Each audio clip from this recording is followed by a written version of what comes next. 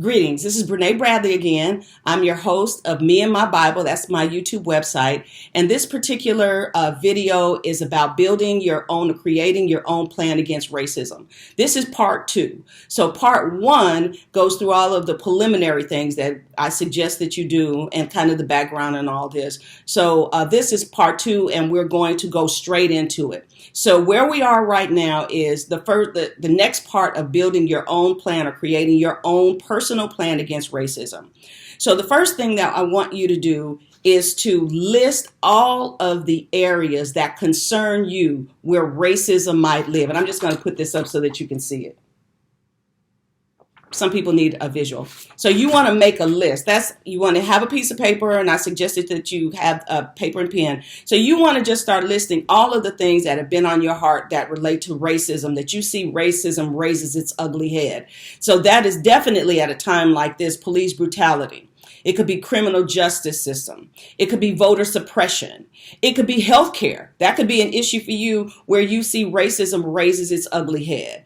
Affordable housing, employment opportunities, whatever is close to you in your world. You don't have to cover everything. We're going to focus on those priority areas that are important to you. So that's the first thing you want to do, is make a list of those primary areas where you find that racism raises its ugly head.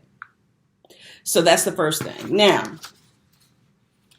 the next thing you want to do is, once you have your list, you can actually prioritize your list, because there's so much going on that sometimes you feel overwhelmed if there's too much on the list. My suggestion is you whittle the list down to your top 5. At the most 10. I have like 10 on my list, but I got a lot going on. So you have your top 5 issues that you want to deal with this year. That doesn't mean that that list cannot be revised next year, or if some other major thing happens and you feel like your list, your plan really needs to be adjusted to deal with that, you can do that. So now you have your list of items, unless we're going to focus on police brutality. The next thing you want to do is you want to identify the government agency that has the most to do with that issue. I'm going to hold up another sign just for those who need a visual. ID governmental responsibility. So let's again take that issue of police brutality. The first thing that, at least in my mind, the first thing before I really delved into this, I think about federal legislation. We need Congress to do something about that. Well, the truth of the matter is, when you're talking about police brutality, that is a local issue.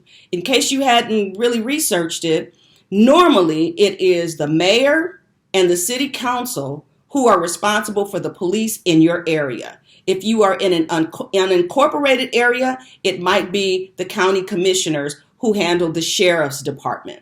So the chief of police is normally under contract or hired by the mayor of your city and the city council. So that means, yes, there are also some state legislation that has something to do with police and policing, community policing. And certainly there's some things that they can do at the federal level. But where the rubber meets the road is your local area. And that is your city and your city council. So all of those issues on your list, you're going to identify which branch of government is the branch of government that is most responsible for that particular area. And once you identify that, the next thing you're going to do, I have a list of things here that you want to do once you identify that. So for me, top of my list was police brutality. And so that was the city and it was the state, because I want to deal with that whole prison industrial complex and that whole thing. But the most important was at the city level. So the next thing you want to do is identify who are the leaders of that particular branch of government. So city is my mayor and my council people. And in my county, it's the county commissioners. Next, I want to determine what is their position on my issue. So if my issue is police brutality, what in their history have they done to support better policing? Or is everything that they stand for and vote for about protecting the police and not protecting the citizens? So I want to know that. So you can find all that out on the internet. Everything about everybody is on the internet. The next thing you want to do, whether they are on your side or not on your side, is you want to let them know your voice. and I use the word harass them. They need to know your name. You can make telephone calls. You won't speak necessarily to the main person, but they have staff, and it's their responsibility to hear from the constituents. It makes sense that you only contact the person who represents your area. So if it's your city council, then your city council person is the one you send your letters to. The mayor, that's everybody. You send yours to the mayor.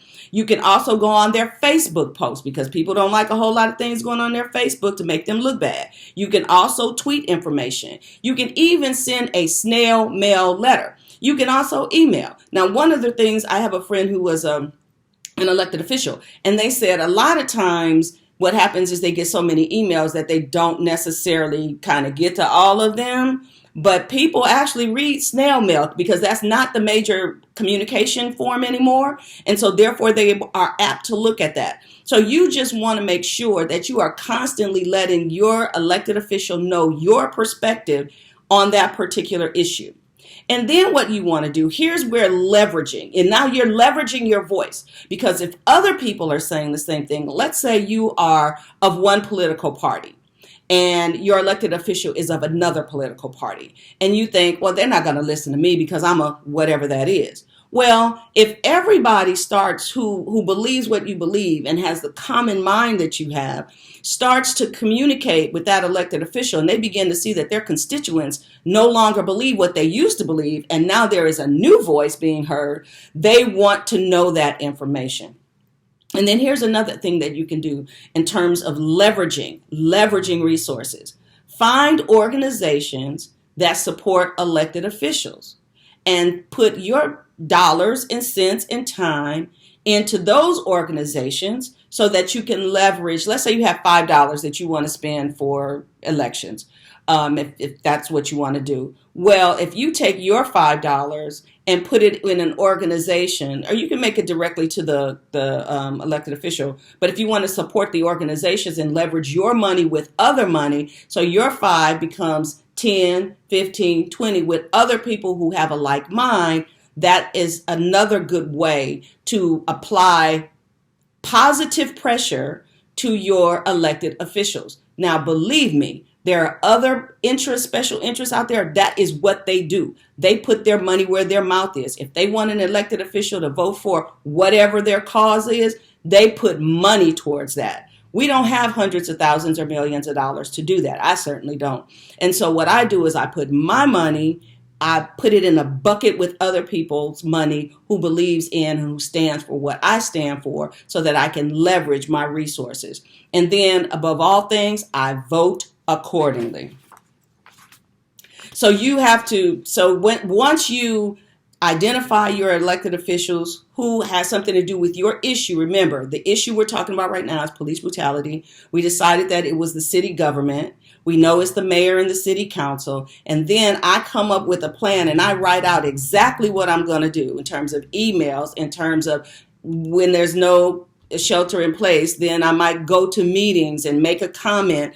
But you can do whatever is your action step, whatever you feel comfortable with. Some people may not feel comfortable going to a board meeting, but you can certainly send an email or a letter or a tweet or go on Facebook. You can certainly do those things from the comfort of your own home. So that's what we could do about, remember, the issue we're talking about, police brutality. We decided we were going to focus on the local level so that we can make sure that the police department is representative of our wishes by making sure that our mayor and our city council hold them accountable for the right kind of action in our own communities. The next thing you want to do is take your issue and you want to identify organizations that support your issue. I'm going to hold up another one of these so that you can see. You're going to identify advocacy organizations about your issue. So remember, you've got 5 to 10 things on your priority list of issues that are affected by racism. We're going to talk about one, that's police brutality right now. And so I'm going to just simply get my phone and say, as I'm going to do a Google search that says organizations fighting police brutality. It's that simple. They're going to give you a whole host of organizations that fight against police brutality, and you are going to do a little bit more due diligence, go into each one of those organizations and see exactly what do they do, as it relates to police brutality or any of the items on your list. That's very important because sometimes an organization might say that they deal with police brutality, but the way in which they do that is not something you can support. So you want to make sure you go on their website. You want to Google them. You want to make sure that they do what they're supposed to do with their money. So you want to check and make sure that they're not on a list of bad charitable organizations. You can just Google that as well, that they don't have some kind of cases against them where they've done taken money and done something irresponsible with it. So then once you identify the organizations, 1, 2, however many organizations that support your issue, right now we're talking about the first issue, police brutality, you identify those organizations, then you decide which ones are you going to focus on and what are you going to do? What is your action plan? Again, identify your actions, your specific actions for these organizations. Are you going to contact them? You want to go to their website. You might want to ask people which organizations do they belong to. You can join organizations and be a member. You can give a donation, $5 a month, $1 a month, whatever. Remember, you're leveraging your resources. Maybe you're going to volunteer and host some events or participate in some events. Maybe you're going to make some voter registration calls. Maybe you're going to, whatever it is, they have some events. Maybe you're just going to support their events. So you're going to decide of those organizations that support your issue, what are you going to do to support those organizations? So for me, I have a list of organizations that support my issues, and I do all of the above. Some of them I have joined and I'm a member of. When it comes to like a big organization, let's say the NAACP, they are still doing good work. They're one of our oldest organizations in the Black community, but they are still doing good work. So don't just dismiss them. So you can maybe join the national NAACP, but you might actually also join the local because they're going to be doing things in your specific community. So you can do that. So I've done that. There's some organizations I give a small amount to every month, $25, $50, $100, depending upon that organization. And so in my plan, and I have my plan, it's all written out. And it says, so when every month when I do my bills, I bring out my plan. And if I said I'm going to give to this and give to that, then I do it at that time. That's a part of my plan. So it empowers me to let me know that I'm not just talking about what I'm upset about. I'm not having the same conversations with friends over and over and over again. I am actually doing something strategic around the issues that I care about. And so that's how you basically build your plan. I want to take the next, and remember for each, again, I just want to recap.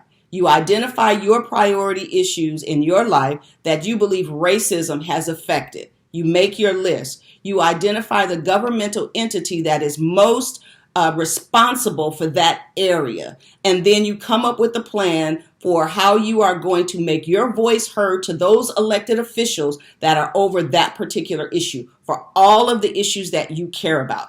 Then you are going to find the advocacy organizations that also back up and support those particular issues that you care about. You're going to leverage which means basically combine and make bigger, your resources with their resources. So I just have a little list here of some organizations I want to run through right quick and let you know that these organizations are still doing business. Of course, do your own, but here's just a list. The local and the national NAACP, which I already mentioned earlier. The Urban League of your community or of the state or national, they're still doing good work. Urban League does all kinds of programs in your community to help make the lives of people better. Black Lives Matter, you know that, let me just make this clear. There is a Black Lives Matter initiative that is a movement where all kinds of people are protesting and coming forth against police brutality against Black people. That's what they're coming against. There's also a Black Lives Matter organization that actually has staff and has people that work in that organization. They are not the same.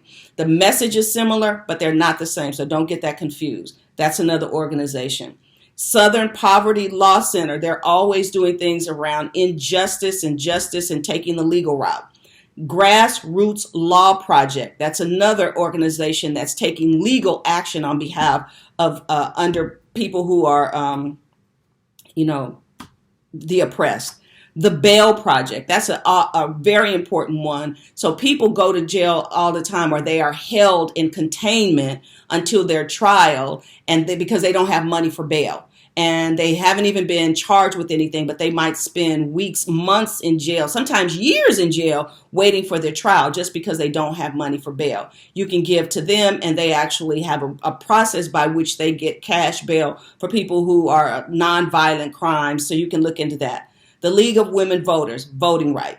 Fair Fight, that's voting rights. Black Wall Street, that's economic empowerment for Black people.